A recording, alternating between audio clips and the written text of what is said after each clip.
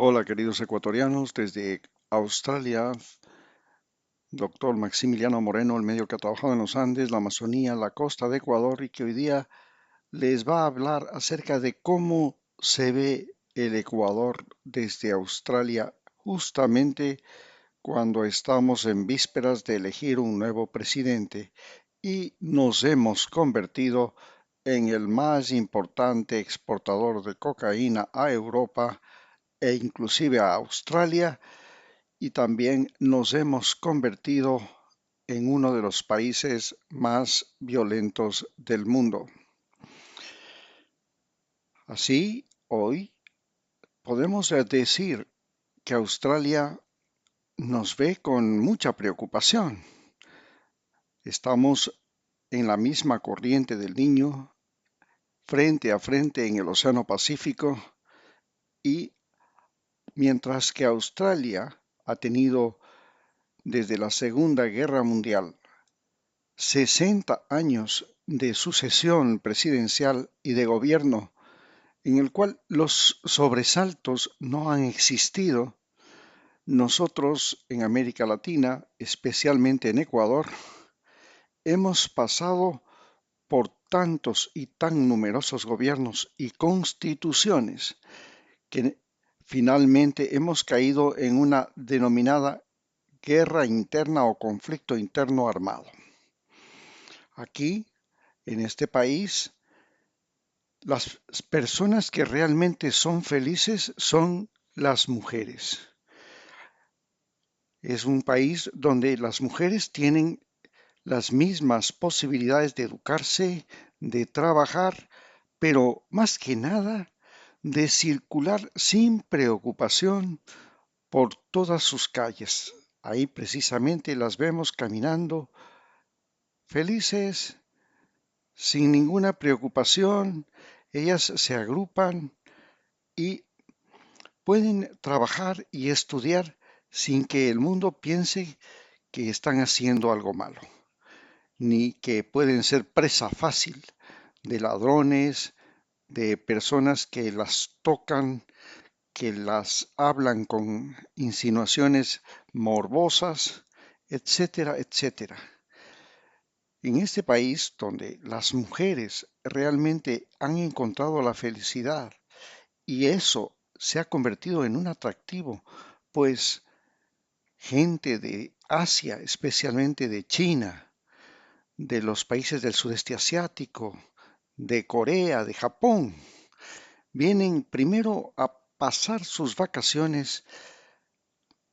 y a pasearse y en la medida en que vienen y descubren que en este mundo la vida social es pacífica, no existe la agresión y que los gobiernos pueden ser conservadores o liberales, finalmente siguen una misma línea y siguen un mismo proceso.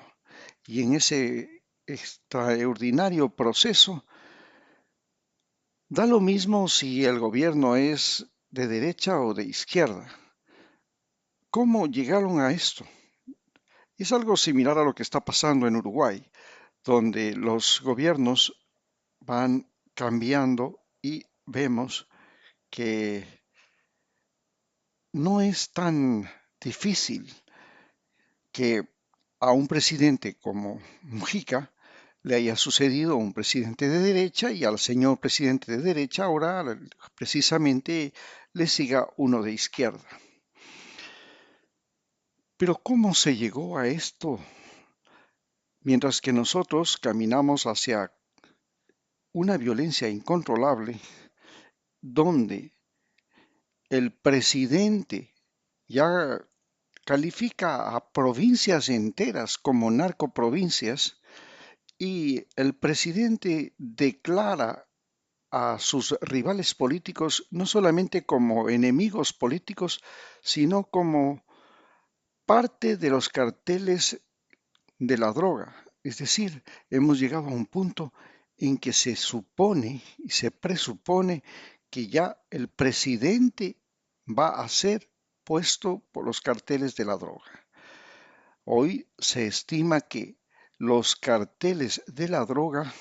significan trabajo ocasional o permanente para 60.000 ecuatorianos. En cambio, las mayores empresas que producen empleo en el país, una de ellas exportadora de pescado, de atún específicamente, y la otra un supermercado como Supermaxi, apenas llegan a completar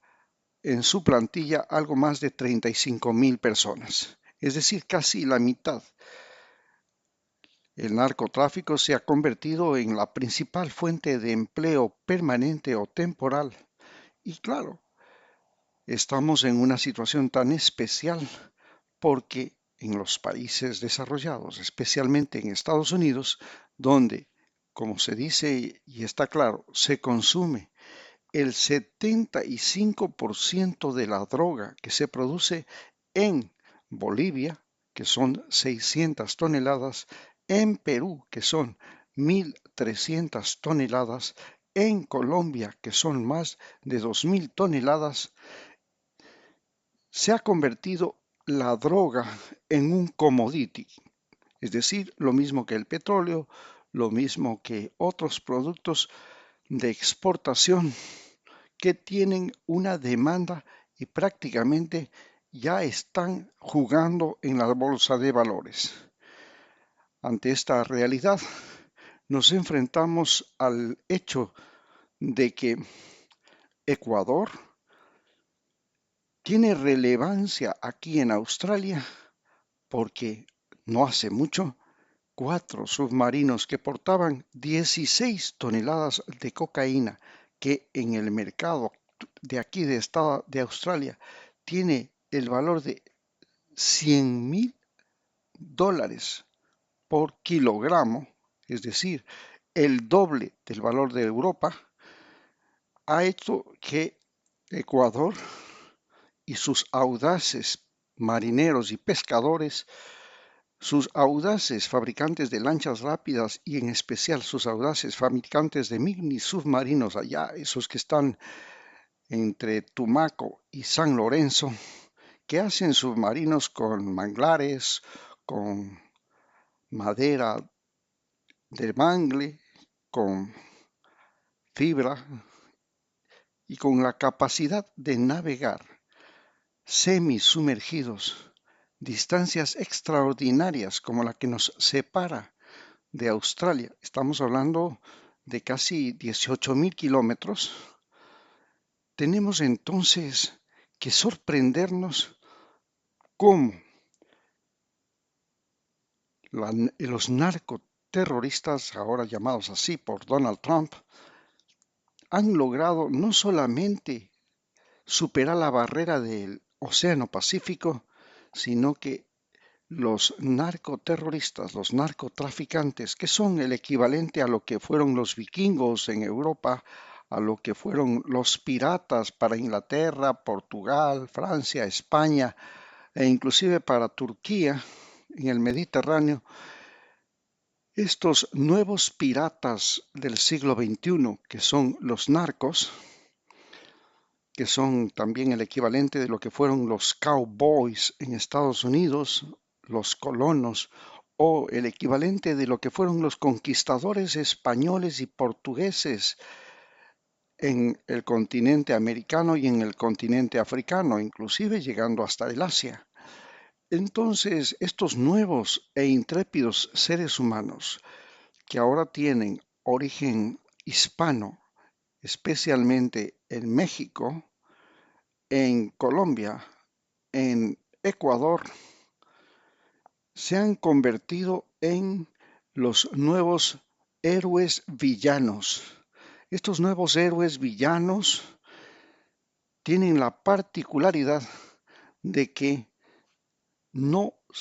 tienen miedo a nada. No le tienen miedo a la Guardia Costera de los Estados Unidos, no le tienen miedo al muro de Trump, lo pueden atravesar por debajo, por encima, por el mar o por donde sea, no le tienen miedo al Océano Atlántico y se cruzan desde Brasil hasta España y en mini submarinos o no le tienen miedo al Océano Pacífico, al enorme Océano Pacífico, para llegar hasta acá a Australia. Esta guerra al narcotráfico está convirtiendo en héroes a los villanos, es decir, está convirtiendo en héroes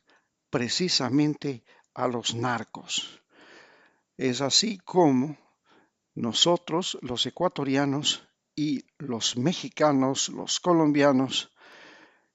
comenzamos a tener una influencia global. Ya no somos solamente individuos reducidos a ese pequeño espacio geográfico que es Ecuador, 250.000 kilómetros cuadrados, sino que comenzamos a tener una incidencia en Europa, gracias a que somos los principales exportadores de cocaína a Europa. Tenemos una incidencia en Estados Unidos gracias a nuestra ola migratoria, que es la segunda más grande ola migratoria de Sudamérica después de la venezolana, y tenemos una gran incidencia acá en Oceanía gracias a esos intrépidos navegantes que se cruzan en mini submarinos, lanchas rápidas o veleros hasta el último y más lejano continente imaginable, incluso más lejano que la Antártida. Es así como Ecuador, que se enfrenta a próximas elecciones y donde el conflicto interno armado o la guerra contra el narcotráfico está en un franco fracaso, a tal punto que justamente en esta semana 5 generales de la policía han sido destituidos por el presidente y todavía más nos enfrentamos a un fracaso tan terrible que el presidente ha solicitado a todas las naciones del continente, especialmente Estados Unidos, la presencia de bases militares, para lo cual inclusive quiere hacer una reforma constitucional que prohíbe las bases militares en el Ecuador y quiere y pretende que el Ecuador sea invadido por los norteamericanos, porque como ya sabemos y a lo largo de la historia se ha repetido, cuando un país pide ayuda a otro país para sea salir de un problema interno, como es esto de la guerra civil que fue recordemos, la guerra civil entre Panamá y Colombia, y Panamá terminó pidiéndole ayuda a Estados Unidos. Finalmente Estados Unidos se quedó con Panamá. Pero esto no sucedió solo ahí. Esto ha sucedido a lo largo de la historia. Ya Maquiavelo decía que un príncipe que pide ayuda prácticamente está entregando su país al que le pide ayuda. Lo estamos viendo en Ucrania. Estados Unidos le prestó ayuda a Ucrania y hoy Donald Trump le exige a Ucrania el 50% de toda su riqueza petrolera y minera como pago por la ayuda. Nosotros, durante las guerras de la independencia, le pedimos ayuda a Inglaterra e Inglaterra se quedó hasta el año 1974 con los puertos de Ecuador, fecha en la que pudimos finalmente pagar la deuda externa cuando descubrimos petróleo. Es decir, como bien decía Maquiavelo, si un príncipe pide ayuda, lo que está haciendo es entregando su país. Lo mismo le está pasando a Zelensky y lo mismo le está pasando a Ecuador, que en este momento está pidiendo la intervención de Estados Unidos en Ecuador y lo que significa que Estados Unidos va a ser el propietario de Ecuador. A nadie le disgusta la idea de ser un estado de los Estados Unidos, porque eso nos daría la posibilidad seria de libre circulación en ese país, de transitar con un pasaporte norteamericano, de no tener que burlar las fronteras y es más, hasta de poder elegir el presidente de los Estados Unidos. Pero no quisiéramos estar en las condiciones de Puerto Rico, donde los puertorriqueños no tienen derecho a votar por el presidente de los Estados Unidos e inclusive tienen que estar sometidos al capricho del gobernante de los Estados Unidos que decide cuál será el presupuesto que dispondrá Puerto Rico para solventar sus necesidades. Así, y con estos conceptos, nosotros nos despedimos indicándoles desde Australia que si nosotros hubiéramos llegado a tener esta paz de 60 años que ha tenido Australia y con toda la riqueza que tenemos en el Océano Pacífico, en los Andes, en la Amazonía, esa biodiversidad enorme, esa proximidad al sol para poder generar energía eléctrica solar, esa posibilidad de disponer volcanes para disponer de energía eléctrica geotérmica, esa posibilidad de ríos para poder producir energía hidráulica y esa posibilidad inclusive de las grandes cordilleras y de los bordes marinos para generar energía eólica,